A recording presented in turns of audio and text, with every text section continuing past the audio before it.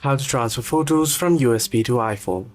Well, hello everyone, welcome to the channel. In this video today, I'll guide you through the steps on how you can transfer photos, videos from USB to your iPhone.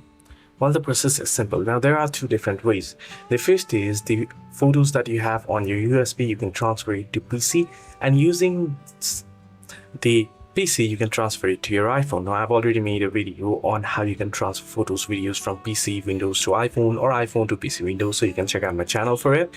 But the other way is to directly connect your USB to your iPhone using the cable.